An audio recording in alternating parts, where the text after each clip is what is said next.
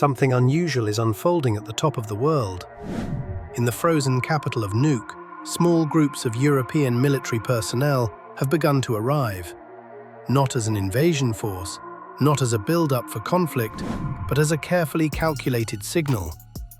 France, Germany, Sweden, Norway, Finland, the Netherlands, and the United Kingdom are all taking part in what officials describe as a reconnaissance and coordination mission.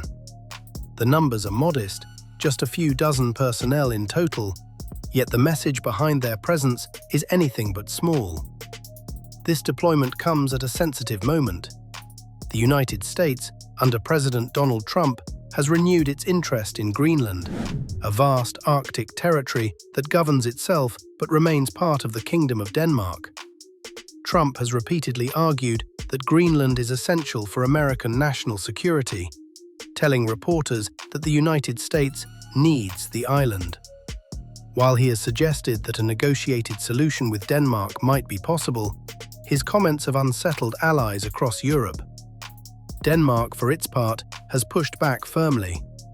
After recent talks in Washington, Danish Foreign Minister Lars Løkke Rasmussen described discussions with US officials as constructive, but acknowledged a fundamental disagreement. He later criticized the idea of transferring control of Greenland, emphasizing that modern alliances are built on cooperation, not ownership. Before we begin, make sure you're subscribed and have notifications turned on, because this quiet development in the Arctic could reshape global power politics far beyond Greenland. Against this backdrop, Europe's limited military presence takes on deeper meaning. Officials stress that this is not about confrontation. The deployments are part of Danish-led joint exercises known as Operation Arctic Endurance, focused on coordination, situational awareness, and preparedness in a region that is growing in strategic importance as ice melts and new shipping routes open. France sent an initial contingent of around 15 personnel, with President Emmanuel Macron later saying that land, air, and sea assets could follow.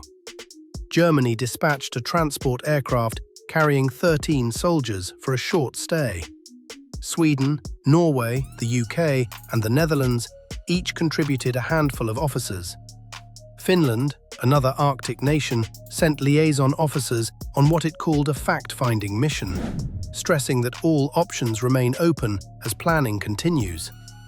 The symbolism has not gone unnoticed. Polish Prime Minister Donald Tusk warned that any attempt by one NATO country to assert control over another member's territory would be a political catastrophe for the alliance.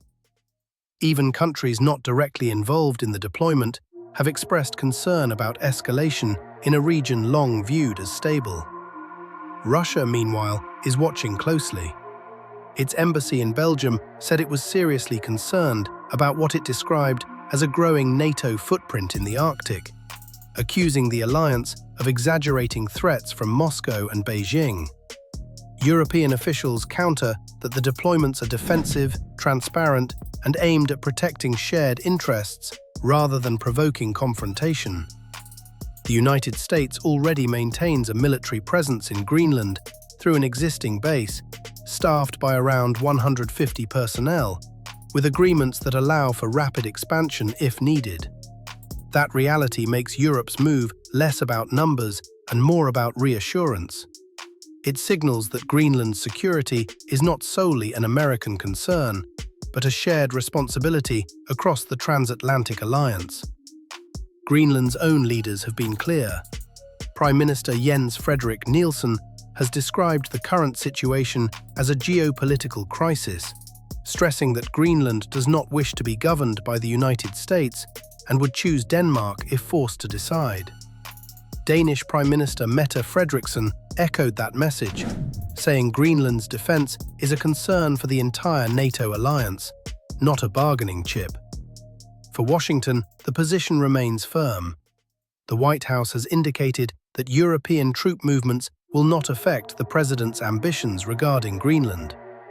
For Europe, however, this is about drawing quiet boundaries, reinforcing alliances, and preventing misunderstandings before they spiral.